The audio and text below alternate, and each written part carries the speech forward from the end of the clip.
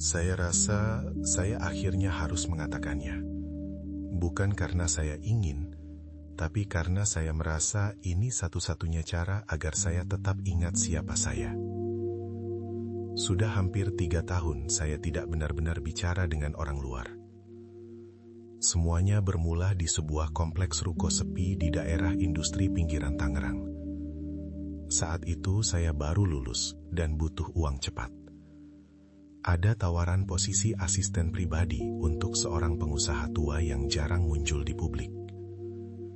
Gajinya luar biasa besar, tapi syaratnya sangat spesifik. Saya harus tinggal di pavilion belakang rumahnya dan menyerahkan semua akses komunikasi. Katanya ini soal kerahasiaan bisnis. Bulan-bulan pertama terasa tenang, terlalu tenang. Setiap pagi, sarapan sudah tersedia di meja tanpa saya pernah melihat siapa yang mengantarnya.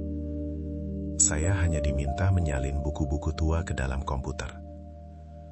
Namun pelan-pelan keheningan itu mulai terasa menekan. Saya menyadari bahwa setiap orang yang bekerja di sana, tukang kebun, penjaga gerbang, pelayan, tidak pernah saling bicara. Mereka bergerak seperti mesin. Jika mata kami tidak sengaja bertemu, mereka langsung membuang muka dengan ekspresi ketakutan yang tertahan. Suatu malam karena tidak bisa tidur, saya mencoba berjalan ke arah gedung utama. Di sana, melalui jendela yang sedikit terbuka, saya melihat mereka. Seluruh staf rumah tangga berdiri berjejer di ruang tamu yang gelap, menghadap ke satu kursi kosong.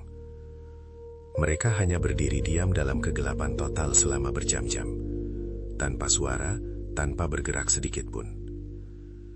Esoknya, saya menemukan sebuah map di bawah bantal saya. Isinya adalah foto-foto saya dari berbagai sudut sejak saya kecil, jauh sebelum saya melamar kerja di sini. Ada juga catatan tentang kebiasaan buruk saya, ketakutan saya, hingga nama orang-orang yang pernah saya sakiti. Di lembar terakhir, ada sidik jari saya dengan tinta merah, yang saya tidak ingat kapan pernah saya tempelkan. Saya baru sadar, ini bukan soal pekerjaan. Ini adalah proses penghapusan identitas. Mereka tidak menggunakan sihir. Mereka menggunakan kesunyian dan pengawasan sampai mental kita hancur. Sekarang, saya sudah jarang merasa ingin lari. Saya mulai terbiasa berdiri diam di ruang tamu itu setiap malam, menunggu instruksi yang tidak pernah diucapkan. Saya tidak lagi takut pada mereka.